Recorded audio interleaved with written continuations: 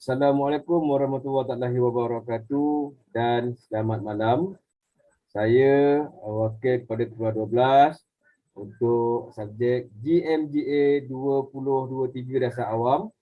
Tajuk tugasan kami adalah tragedi kepala air di Gunung Jerai. Sebelum saya masuk ke kami punya isu semasa kami, hendaklah saya berikan rakan-rakan ke dalam kumpulan saya. Yang pertama adalah Encik Muhammad Isyam bin Jamal, nombor matrik 275059. Seterusnya Encik Syahrul Azmi bin Hashim 275187. Yang ketiga Encik Muhammad Ikhwan Adid bin Ismail, nombor matrik 275268. Yang seterusnya Encik Muhammad Fidaus bin Shodi 274306. Yang kelima adalah Muhammad Syarafuddin bin Nordin 274731. Dan yang terakhir adalah saya sendiri, iaitu Nur Azamuddin bin Abu Kasim 274747. Baiklah, tajuk kami ketika kita tadi adalah terjadi kepala air. Sebelum saya masuk ke mengulas secara lebih lanjut, saya akan jelaskan dulu pendahuluan kepada kami punya tajuk kes. Pengenalannya adalah, menurut MIO 2018, dasar awam boleh dimaksudkan dengan keputusan kerajaan tidak kira sama ada boleh membuat sesebuah perkara ataupun tidak membuat sesuatu perkara tersebut. Dalam dasar awam juga adalah satu keputusan yang utama yang dipilih oleh individu untuk menjelaskan, menerang, mempertahan, memimpin ataupun mengharuskan sesuatu tindakan sama ada yang mempunyai fokus ataupun jelas. Menurut Nabi Awam 2017, dasar awam yang dimaksudkan sebagai tindakan, keputusan dan peraturan dari badan-badan awam yang terdiri daripada ahli-ahli yang mempunyai kepentingan kepada negara seperti ketua negara, ahli politik dan pentadbiran kerajaan. Pada Ogos 2021, baru-baru ini, negara telah dikejutkan dengan satu tragedi di dalam Malaysia, yang mana terjadi ini berlakunya tragedi kepala air di kawasan Gunung Jerai yang telah melibatkan beberapa kawasan, iaitu Yan dan juga Kuala Muda Kedah. Yang seterusnya, sifat-sifat dasar awam. Dalam dasar awam terdapat beberapa elemen. Yang pertama adalah elemen permintaan. Yang pertama adalah elemen permintaan ataupun tuntutan. Elemen ini disalurkan oleh individu yang bertujuan meminta kerajaan untuk mengambil tindakan. Penduduk telah meminta pertolongan, contoh penduduk telah meminta pertolongan daripada pihak jabatan bomba dan penyelamat untuk misi mencari dan menyelamat mangsa yang hilang dan lemas. Sifat dasar yang kedua adalah keputusan dasar, yang mana kandungan dan arah tuju dasar awam yang telah diputuskan. Kerajaan Kedah telah mengisytiharkan bahawa daerah Yan dan Kuala Muda Kedah adalah kawasan bencana tahap 1. Dan mana seterusnya adalah kenyataan dasar yang ketiga, yang sifat dasar awam yang ketiga, iaitu kenyataan dasar. Kandungan yang dikeluarkan oleh pihak berkuasa ataupun wakil mereka. Contoh, pihak media telah menjadi wakil untuk mewartakan berita mengenai tragedi tersebut. Yang keempat, sifat yang keempat, mengenai dasar awam adalah hasil dasar, merangkumi kesan dasar kepada masyarakat, yang mana kesan kepada masyarakat akibat tragedi kepala air di Gunung Jerai ialah melibatkan 5 kampung di sekitar kawasan gurun, Merbuk yang dilanda banjir kilat akibat kesan daripada kejadian kepala air yang berlaku di sekitar Gunung Jerai.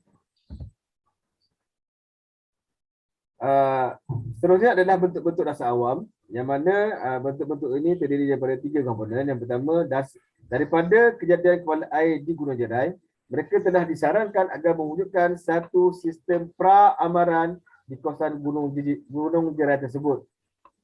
Sistem boleh memberi amaran awal kepada penduduk agar bersiap sedia dan berwaspada daripada berlakunya ancaman bencana lagi. Sistem ini dapat membantu daripada kita kehilangan banyak nyawa apabila terjadinya sesuatu bencana seperti ini. Maka dengan wujudnya bentuk-bentuk dasar ini, dia dapat mengurangkan impak ke atas kejadian sesuatu ataupun bencana yang berlaku di dalam negara kita. Ya. Dan seterusnya adalah klasifikasi dasar awam. Yang pertama merupakan dasar agihan. Pengagihan dan peluang yang sama rata dalam kalangan individu rakyat tanpa mengira status sosial, bangsa, jantina dan sebagainya.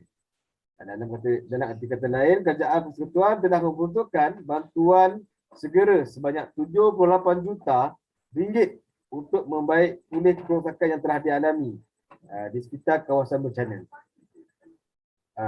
Selain itu juga, dasar agihan ini meliputi setiap keluarga menerima bantuan dari pihak kerajaan sebanyak RM ringgit Malaysia sebanyak RM500 Malaysia. Selain itu juga setiap daripada keluarga masa yang telah kehilangan nyawa akibat daripada kejadian tersebut, pihak kerajaan telah memberi bantuan kepada mereka sebanyak RM5,000. Seterusnya merupakan kekuasaan dasar awam yang kedua adalah berupa dasar keselamatan. Yang mana dasar keselamatan ini ialah keselamatan dalam dan luar negara. Berdasarkan kepada dasar keselamatan, Kerajaan Kedah telah mengisytiharkan daerah Yan dan Kuala Muda sebagai kawasan bencana tahap 1 yang berdasarkan kepada arahan tetap Majlis Keselamatan Negara MKN bilangan ataupun nombor 20.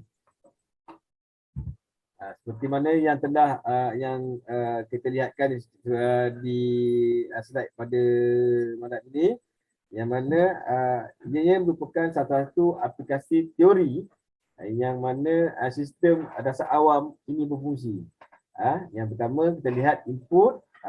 Input tu kita ketiga sebagai bencana, dan permintaan maupun sokongan kepada sistem politik. Sistem politik ini adalah kerajaan dan keputusan serta tindakan kerajaan yang merumuskan agihan, dasar keselamatan untuk dan berbagai dasar-dasar bagi mengurangkan beban dan impak kepada para mangsa yang terkesan dengan bencana tersebut. Dan sekitarnya itu adalah persekitaran, maknanya persekitaran berlakunya kawasan persekitaran ini berlakunya ataupun kitaran yang berlaku dalam sesuatu aplikasi teori ini, ya. Okey, yang seterusnya peranan aktor. Ini adalah peranan aktor yang kategorikan sebagai orang yang berperanan dalam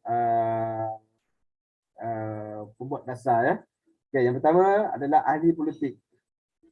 Bagaimana yang kita maklum, ahli politik merupakan badan eksekutif yang telah dilantik oleh ataupun yang telah dipilih oleh rakyat sewaktu pilihan raya yang diadakan 5 tahun sekali di Malaysia, yang mana pada masa kini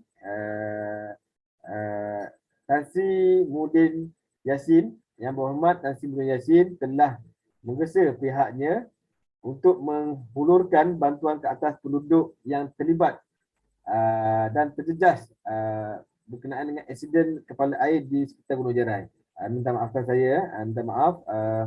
Bukan ketika ini, Tan Sri Muhyiddin Yassin merupakan PM ke-8. PM ke-8 sekarang ni adalah Datuk Ismail Sabri, ya. Jadi untuk makluman, saya ulang sekali lagi, Tan Sri Muhyiddin Yassin semasa kejadian ini berlaku, Tan Sri Yang Berhormat Tan Sri Muhyiddin Yassin telah menggesa pihaknya untuk segera menghulurkan bantuan ke atas penduduk yang terlibat akan kes berkaitan dengan kes kepala air di kawasan Gunung Jerai. Dan pihak kerajaan juga pada masa yang sama telah mengisytiharkan bahawa daerah Yan dan Kuala Muda pada ketika itu adalah kawasan bencana tahap 1. Seterusnya Kerajaan juga mengambil peranan daripada disebut daripada bawah agensi kerajaan, di mana Jabatan Meteorologi telah membuat penyelidikan dan mendapati terdapat taburan hujan yang lebat yang luar biasa di kawasan puncak gunung tersebut. Hal ini adalah menjadi salah satu punca kepada kejadian kepala air yang berlaku di Gunung Jerai. Pihak media. Pihak media berperanan menyebarkan dan memberitahu info-info terkini. Yang mana pihak media telah mewartakan apa juga jenis berita berkenaan dengan tentang kejadian kepala air di kawasan Gunung Jerai kepada masyarakat. Maksud segala maklumat-maklumat terkini yang disampaikan oleh kawasan bencana, maklumat dari kawasan bencana akan disalurkan kepada media-media akan umumkan membuat hebahan kepada rakyat berkenaan dengan perkembangan terkini lah. Seterusnya adalah pihak penyelamat. Pihak penyelamat terdiri daripada agensi-agensi kerajaan iaitu Jabatan Bomba dan Penyelamat, Polis Diraja Malaysia, Angkatan Tentera Malaysia, Angkatan Pertahanan Awam Malaysia, APM, dan Jabatan Sukarelawan Rakyat iaitu RELA. Dan akhir sekali, bagi penutup, kita seharusnya berwaspada tidak kira di mana kita berada, di tempat yang sudah biasa maupun tidak, kerana malang tidak berbau dan bencana ataupun kemalangan boleh berlaku di mana-mana saja. Walaupun di tempat yang kita kelas atau kategori sebagai tempat-tempat yang selamat. Yang seterusnya adalah kejadian seperti bencana ataupun perkara buruk, kita tidak dapat untuk menjangkakan bila sesuatu itu akan berlaku. Jadi boleh saya katakan kejadian buruk atau bencana ini merupakan bom jangka. Selagi tak meletup, kita selamat. Bila dah meletup, banyaklah impak kepada kemusnahan yang berlaku. Sebenarnya kita seharusnya mengenal pasti melalui kajian dan pemetaan kawasan yang berisiko. Kawasan yang berisiko untuk berlakunya kejadian seperti kepala air dan banjir. Maknanya di sini seperti mana yang kita maklum, di musim tengkujuh ini banyak oleh kerana taburan hujan kita pada ketika ini melebihi ataupun dikategorikan sebagai taburan yang luar biasa. Jadi untuk kebarangkalian untuk wujudnya kepala air ataupun banjir lumpur atau bencana alam adalah tinggi. Seharusnya kita selalu mengikuti perkembangan semasa melalui dengan agensi Ramadan Cuaca untuk mengetahui kita mengenai pasti mana-mana beberapa lokasi yang kita anggap sebagai kawasan hotspot yang mana kerap berlakunya kemalangan seperti lemas, kepala air dan sebagainya. Dan yang terakhir, kawasan yang berisiko dan kawasan yang berisiko dan kita dapat menghindari diri daripada pergi ke tersebut. Maknanya sekiranya kita tahu kawasan tersebut merupakan kawasan high risk, kawasan high risk, maknanya kawasan yang berisiko tinggi, kita janganlah sesekali kita orang tu menempa malang di situ, kerana malang seperti yang mana yang kita katakan tadi, malang tidak berbau. Dan bencana ini ibaratkan seperti bom jangka. Sekiranya kita boleh elakkan, kerana ada masanya kita boleh bersekeria, ada masanya kita kena berwaspada. Itulah yang kita kena amal dan perlu amalkan. Dan kita selain itu juga kita perlu menghebahkan serta memaklumkan kepada kawan-kawan, jiran ataupun sahabat-sahabat kita berkenaan dengan bahaya-bahaya ataupun kawasan-kawasan yang berhigh risiko lah, supaya mereka juga harus berjaga-jaga, kerana nyawa kita ni bukannya alat ganti yang boleh dibeli di kedai. Nyawa ni adalah satu, kalau habis tak ada. Itu saja daripada saya. Yang baik itu datang daripada Allah Subhanahu Wa Taala, yang buruk itu datang daripada kelemahan saya sendiri. Saya sudahi pementasan saya pada malam ini dengan tasbih kifarah dan surah Wal-Asr. Sekian, terima kasih. Assalamualaikum warahmatullahi wabarakatuh.